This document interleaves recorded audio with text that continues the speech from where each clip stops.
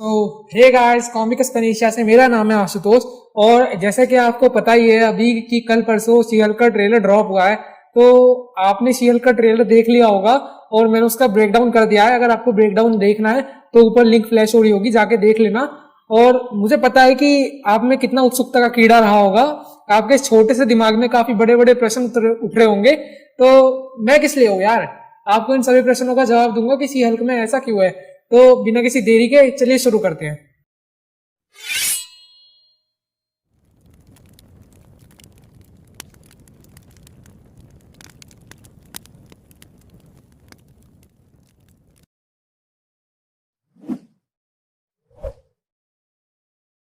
तो she Hulk trailer को देखने के बाद आपके दिमाग में सबसे पहला सवाल आया होगा कि ये केज में कौन बैठा है, इस केज में जो केज दिखा था आपको। तो मैं आपको बता दूं आपकी जानकारी के लिए कि आपने शैंग-ची तो देखी होगी। तो शैंग-ची में एक सीन था जिसमें वोंग अबोमिनेशन से लड़ रहा होता है। तो ये जो है केज में वो अबोमिनेशन ही है। तो जो अबोमिनेशन है वो एक मूवी आई थी द इनक्रेडिबल हल्क, उसमें एक बहुत पावरफुल विलन रह चुका है हल्क का, और ये हमें इस मूवी में भी अपीयर होने वाला है। तो आपने शैंग-ची में वो सीन तो देखा ही होगा कि जब वोंग अबोमिनेशन को टेलीपोर्ट करता है उसके केज से में। तो जब आप उस सीन को देखोगे तो टेलीपोर्ट में जो जहाँ पे जिस जगह पे वो टेलीपोर्ट हो रहा होता है वहाँ ऐसा ही सेम केज बन रहा होता है जहाँ शी हल्क के ट्रेलर में अबोमिनेशन को रखा गया है। तो ये बात है कि हमें कंफर्म हो गया है कि हमें इस सीरीज में वोंग भी देखने को मिलेगा। और मेरे को लगता है कि वो केज में से वोंग कभी कभी अबोमिनेशन को निकाल देता होगा इलीगल फाइट्स करवाने के लिए और अपनी ज़रूरत के लिए, और अबोमिनेशन भी इस चीज़ के लिए रेडी होता होगा कि हाँ उसे इलीगल फाइट्स करनी है। तो ये पहला सवाल था। अब चलते हैं सेकंड सवाल की तरफ। तो सेकंड क्वेश्चन हमारा ये है कि जो जेनिफर वॉल्टर है, मतलब जिसने शी हल्क में जो लीडिंग कैरेक्टर है, उसको उसकी पावर्स कहाँ से मिली।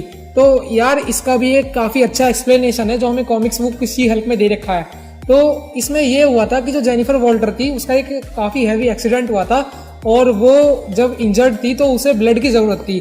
तो उसे हमारे जो ब्रूस बैनर है उन्होंने ब्लड दिया था। तो जब उन्होंने ब्लड दिया था तो ब्रूस बैनर पहले से ही हल्क थे, तो उनका जो ब्लड था वो गामा रेडिएटेड था, जिस वजह से जो जेनिफर वॉल्टर को ब्लड मिला वो गामा रेडिएटेड मिला। और इसी वजह से जो जेनिफर वॉल्टर है वो शी हल्क में ट्रांसफॉर्म होने लगी। मगर वो हल्क की तरह नहीं है कि मतलब एकदम अपना बुद्धि का यूज ना करे और गुस्से में ही रहे हर टाइम।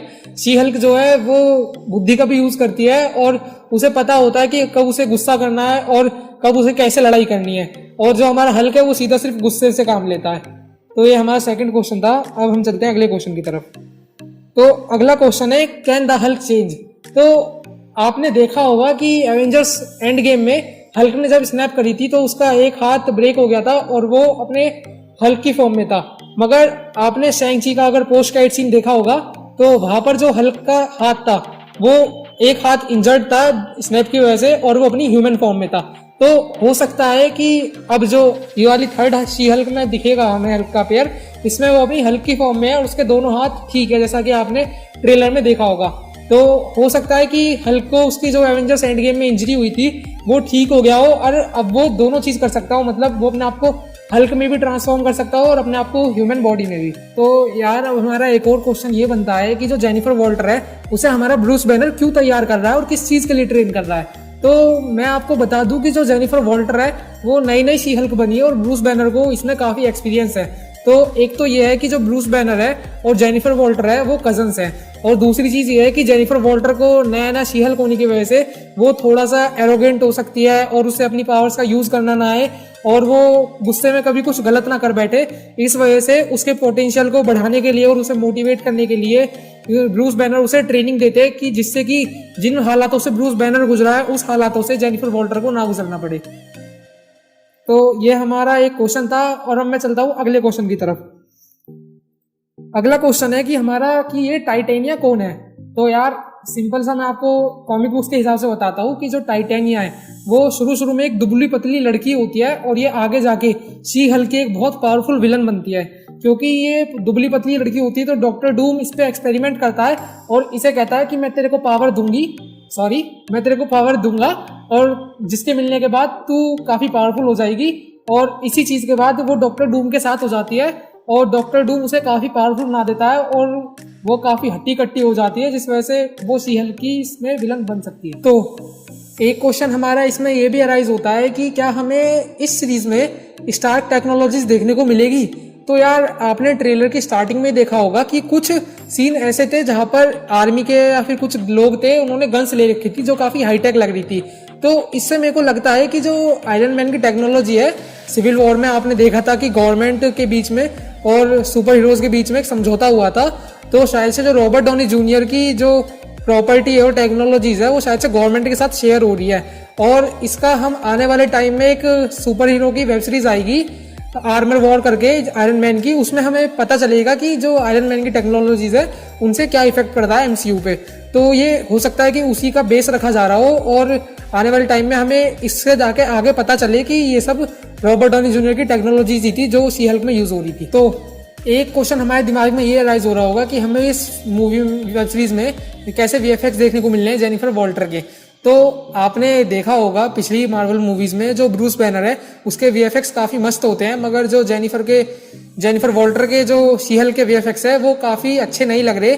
और ये चीज़ मुझे भी कहीं डिसअपॉइंट कर रही है क्योंकि जो जेनिफर वॉल्टर के वीएफएक्स है वो थोड़े से लो लग रहे हैं। ऐसा लग रहा है कि मार्वल ने हक दिया है, मगर यार ऐसा करना भी उनका ठीक ही एक तरीके से। अगर जेनिफर वॉल्टर को थोड़ा वैसा दिखा देंगे वो ब्रूस बैनर की तरह तो पटाखा कैसे लगेगी यार, खुद भी सोचो थोड़ा बहुत। तो अगर थोड़ा सा दिखाना है कि हाँ एमसीयू में कोई फीमेल है और उसे थोड़ा अट्रैक्टिव भी तो बनाना पड़ेगा। अगर उसे ब्रूस बैनर की तरह बना देंगे तो थोड़ा मेल और फीमेल में फर्क क्या रह जाएगा, इसलिए उसे थोड़ा सा अट्रैक्टिव बनाया है और उसके थोड़े से वीएफएक्स लो रखे हैं। तो एक सवाल और ये हमारे इस तुझ से दिमाग में उठ रहा होगा कि ये मेंढक मानुस कौन है। अरे यार फ्रॉगमैन। तो फ्रॉगमैन यार मैं आपको बताऊँ तो ये एंटी हीरो टाइप है और इसने कई बार स्पाइडरमैन की मदद की है और इसने दी डिफेंडर्स में भी काफ़ी मदद की है डिफेंडर्स की। और ये कई एंटी हीरो टाइप था तो ये कई सारे विलन्स को पकड़ता भी था, मगर ये सुपर विलन भी है एक तरीके से। और ये हमें आने वाली वेब सीरीज सीक्रेट इन्विजन और मिस मार्वल में भी दिखने वाला है। शी हल्क में भी इसका अपीयरेंस हुआ है और ये जो है मेंढक मानुस, इसकी वजह से ही जो क्रेवन द हंटर था वो जेल में भी गया है। तो ये इसका मेंढक मानुस का थोड़ा सा था। हाँ सवाल है। अबे यार हाँ पूछ। जब हल्क बड़ा होता है तो उसको पैंट क्यों नहीं पड़ता? अबे कहाँ से लाया है घटिया सवाल, चल बता देता हूँ यार। सवाल तो थोड़ा अटपटा सा है मगर ब्रूस बैनर का भी इसमें काफी वो हाल है पूरा। तो सबसे पहला मैं अपना पर्सनल रीजन देना चाहूंगा कि ये जो मार्वल की मूवीज है ये PG-13 है, तो यहाँ पर हमें न्यूड्स नहीं दिखाए जा सकते। तो इस वजह से ब्रूस बैनर की जो पैंट है फटी हुई वो नहीं दिखा सकते। और इसमें एक और कॉमिक्स बुक्स के हिसाब से जो ब्रूस बैनर है जो उसकी पैंट होती है वो गामा के एलिमेंट से बनी होती है। तो जैसे ही ब्रूस बैनर का साइज बड़ा होता है तो उसकी पैंट भी स्ट्रेच होकर बड़ी हो जाती है, जिस वजह से वो फटती नहीं है। और एक भाई सबसे भौकाल वाला रीजन है जो मेरे दिमाग में है वो मैं आपको बताता हूँ। अगर भाई उसकी पैंट को फटी हुई दिखा देंगे तो तुम उसे ही देख के डर जाते हो, उसकी हरी वाली लौकी देख के तो तुम्हारा क्या हाल होगा। इसलिए वो तुम्हें ब्रूस को नेक्ड नहीं दिखाते। तो बस यार इसका तो घटिया सवाल था, तुमने पता चल गया होगा। अब मैं चलता हूँ यार, बस यार खत्म करो, इसने पूरा मूड ही खराब कर दिया आज का। तो बस यार आज की वीडियो के लिए इतना ही। अगर आपको अच्छा लगे तो वीडियो को लाइक करें, चैनल को सब्सक्राइब करें और अपने दोस्तों में ज़्यादा शेयर करें। और कमेंट में हमें इस चीज़ का सजेशन देना ना भूलें कि अगर हमसे कोई गलती हो तो हम उसे सही करेंगे अगर आप उसका सजेशन देंगे। तो थैंक्स फॉर वॉचिंग और बस यार थैंक यू।